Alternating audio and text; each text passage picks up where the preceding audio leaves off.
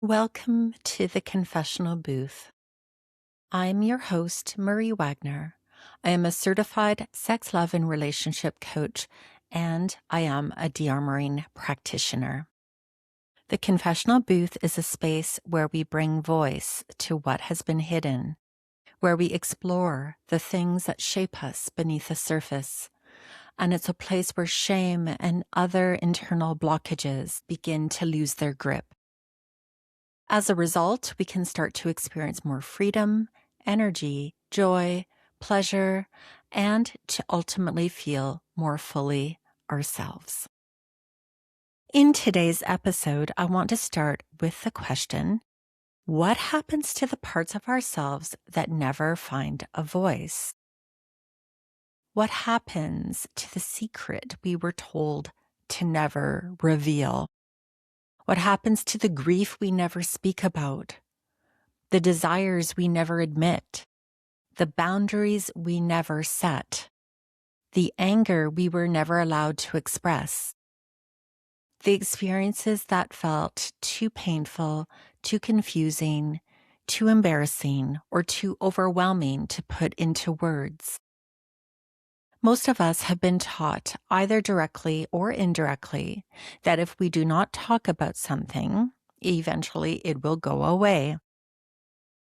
You might have said this to yourself, or you might have heard it in the outside world. Time heals all wounds. Just move on. Don't dwell on it. Stay positive. Focus on the future. And while there is certainly value in resilience and moving forward, there is also a cost when parts of our experience remain hidden for too long. Because what is unspoken does not simply disappear. It often moves underground. And once it moves underground, it begins influencing our lives in ways we may not immediately recognize. This is where I think the work of Carl Jung, psychoanalyst, becomes incredibly relevant.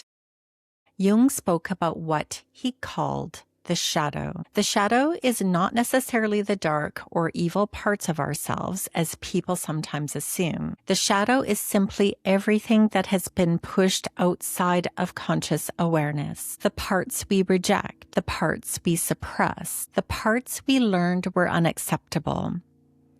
The parts that did not fit the image of who we believed we needed to be in order to be accepted by our caretakers. And one of Jung's most well-known observations was that what remains unconscious does not stop affecting our lives. As he famously wrote, until you make the unconscious conscious, it will direct your life and you will call it fate. I think about that often when I work with people around intimacy, relationships, sexuality, and personal growth, because so many people feel trapped in patterns they cannot explain. They find themselves repeatedly attracted to unavailable partners. They struggle to communicate their needs. They have difficulty receiving love. They overwork. They people please. They avoid conflict. They disconnect from their bodies. They feel anxiety around intimacy. And often they believe these patterns simply appeared out of nowhere. But when we begin exploring the deeper layers, we often discover there are entire chapters of their story that have never been given language. However, it continues influencing behavior from beneath the surface. In many ways, secrecy is one of the primary ways the shadow is maintained. Anything we cannot talk about gains a certain kind of power over us. Not because it is inherently powerful, but because it remains outside conscious awareness. And when something remains hidden, we lose the opportunity to examine it, challenge it, understand it, or integrate it. This is one of the reasons I believe secrecy and shame are so deeply connected. Brené Brown has spent years researching shame, and one of her observations is that shame thrives in secrecy, silence, and judgment. I think this is important because shame rarely grows stronger through expression. It grows stronger through concealment. When we carry something alone, we often become the sole interpreter of its meaning. There's nobody there to offer perspective, nobody there to challenge the story, nobody there to remind us that we are human. Instead, the mind begins filling in the gaps, and the stories we create in isolation are often much harsher than reality. A teenager experiences rejection and concludes they are unlovable. A child is criticized and concludes they are inadequate.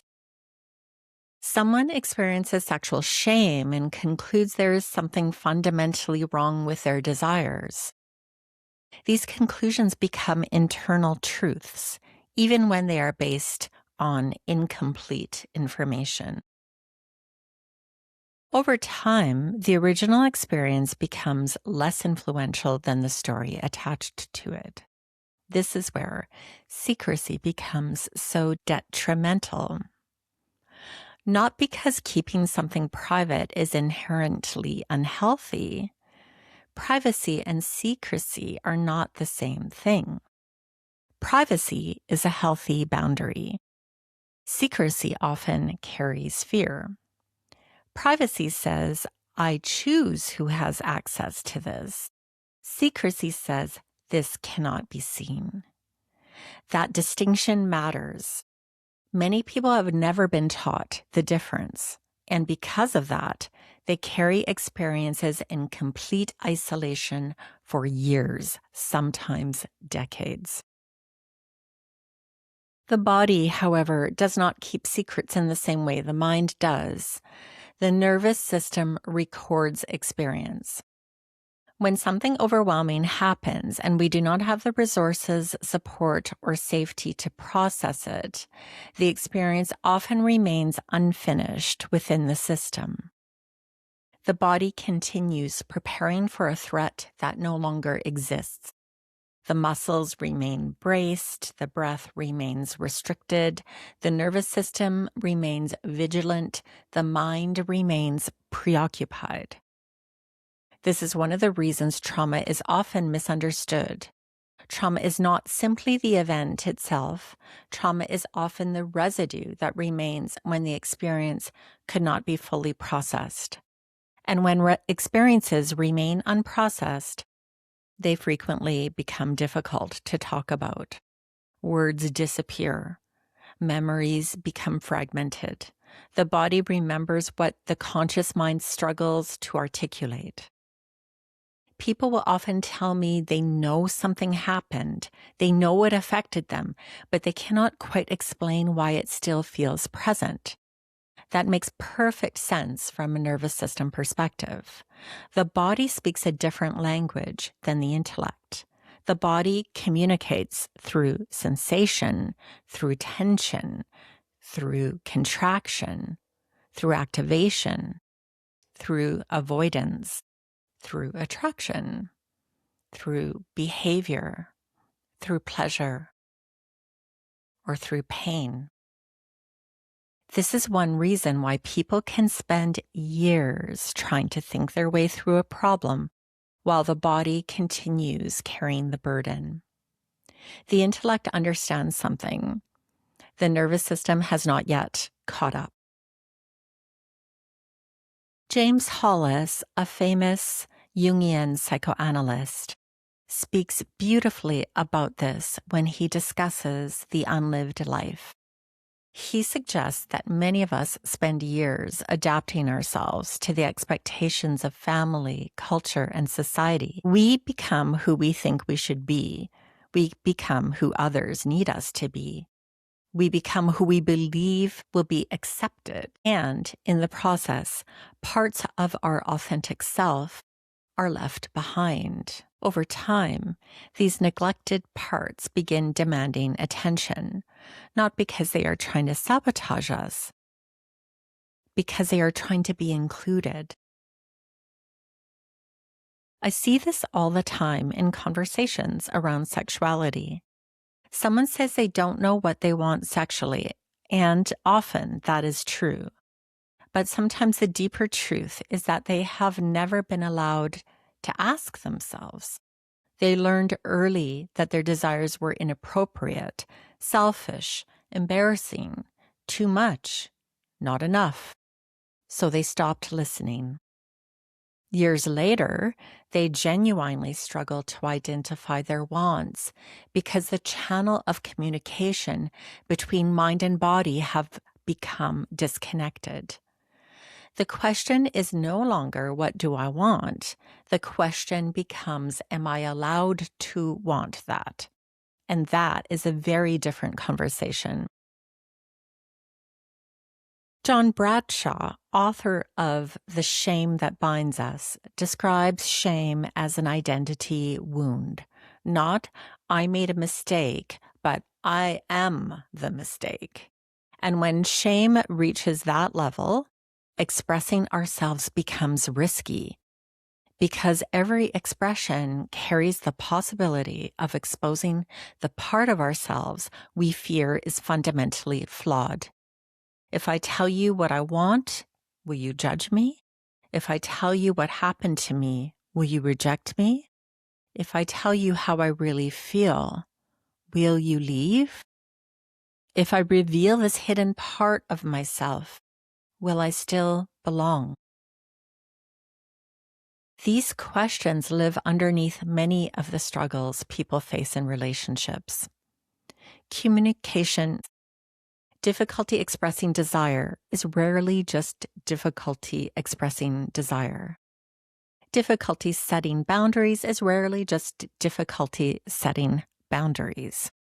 Beneath them often sits a deeper fear, a fear of losing connection, because human beings are wired for attachment. We are wired for belonging. And anything that threatens belonging can feel dangerous, if not life-threatening, to the nervous system.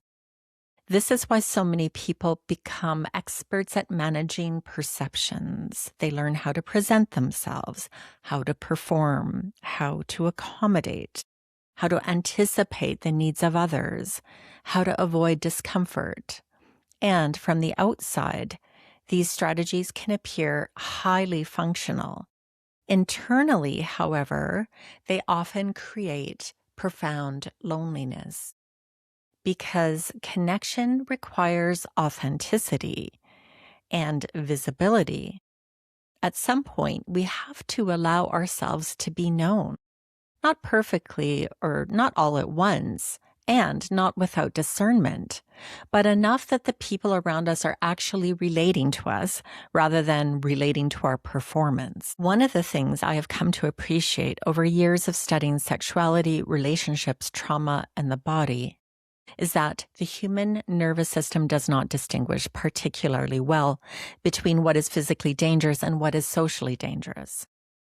If a child learns that speaking honestly leads to criticism, ridicule, punishment, withdrawal of affection, or emotional abandonment, the body records that experience. The next time honesty becomes necessary, the nervous system may respond as though there is a danger present. You can often see it happening in real time. Someone wants to say something, their throat tightens, their jaw locks, their chest constricts, their breathing becomes shallow, their heart rate increases, their stomach clenches. They suddenly lose access to the words they knew they wanted to say moments earlier. From the outside, it can appear as hesitation. Internally, the nervous system is mobilizing for protection. This is why so many people struggle to ask for what they want, whether that is in relationships, sexuality, family dynamics, friendships, or the workplace.